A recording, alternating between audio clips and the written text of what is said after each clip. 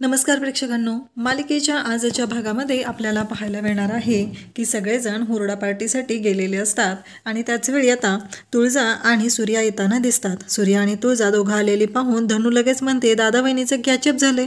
मग तिला लगेचच इकडे भाग्या सांगू लागते, कॅचअप नसते ग, ते पॅचअप असतं। धनूचं मात्र तेच असं असतं। तर ती म्हणते, चला बरं लवकर तो हुरडा थंड व्हायच्या आधी खाऊन घेऊया, मला ना खूप भूक लागलेली आहे, मला आत्ताच्या आत्ता जेवायचं आहे, असं धनूचं चाललेलं असतं।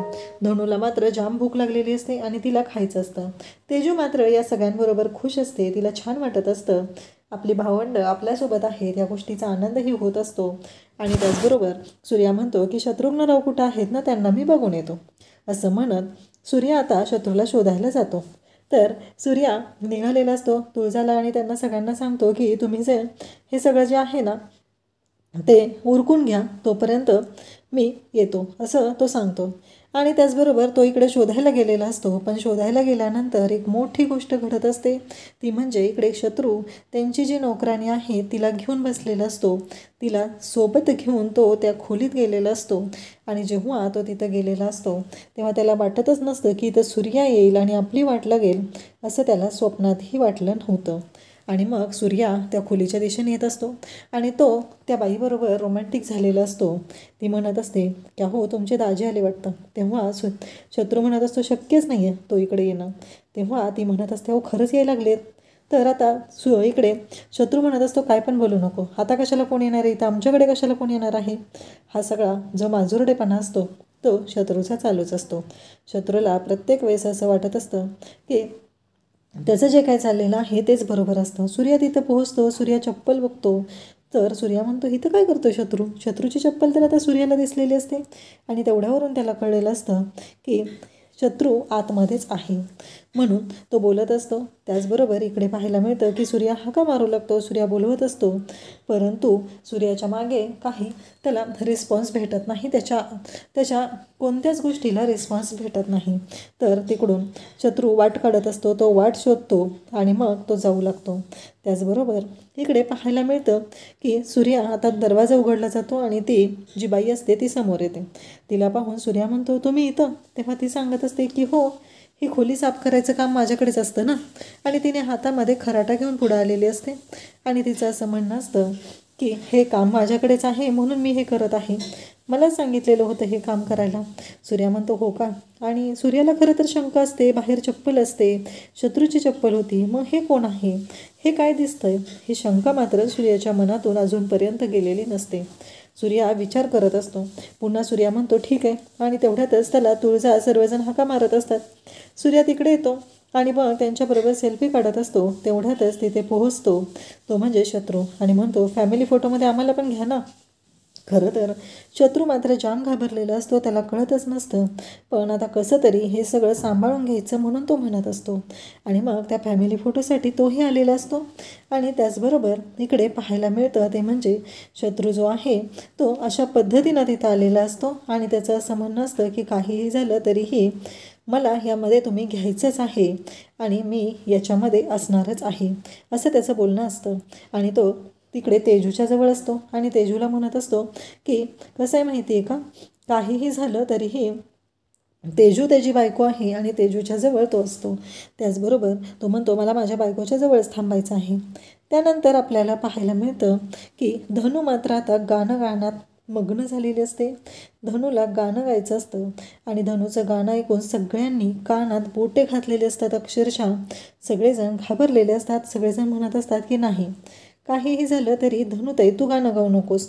आणि मग सगळे भाग्याच्या मागं लागतात, भाग्याला म्हणत असतात की तू गाणं गा, तू गाणं गा, असं सगळे भाग्याला सांगत असतात।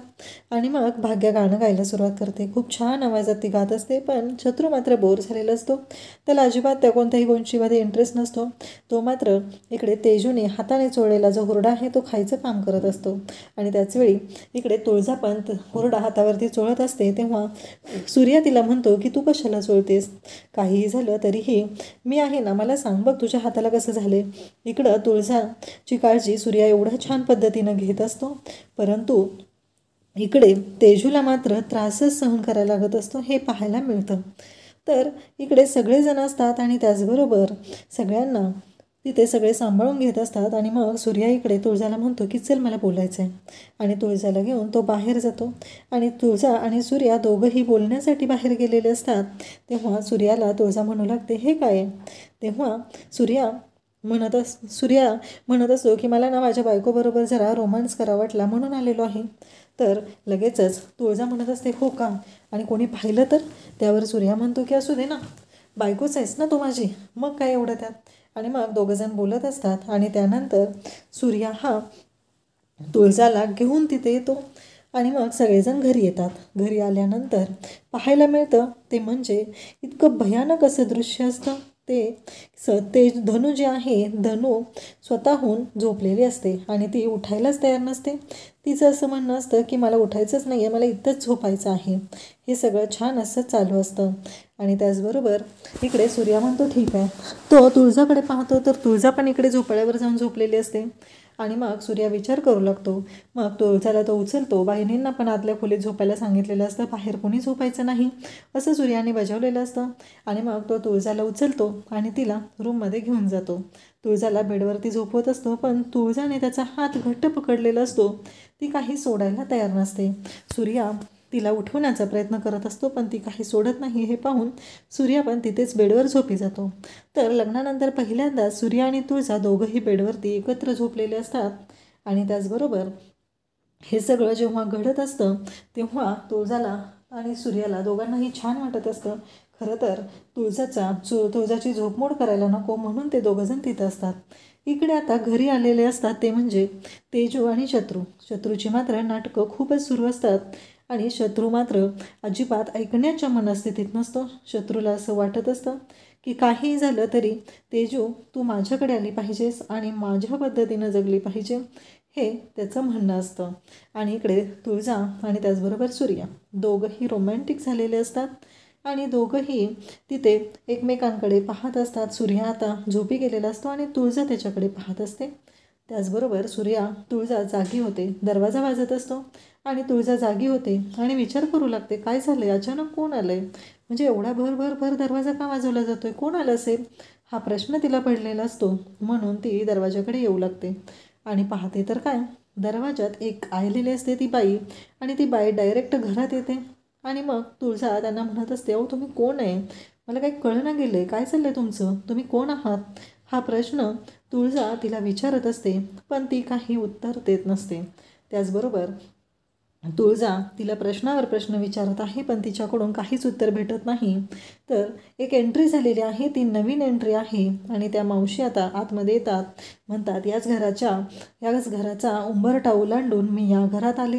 त्याचबरोबर माझी धनु इथून पडली होती, खूप रडली होती, तिला ना खूप लागलं होतं, रक्त आलं होतं. माझा सूर्या सगळ्या घरभर खेळायचा, नंतर येऊन माझ्या कुशीत थांबायचा.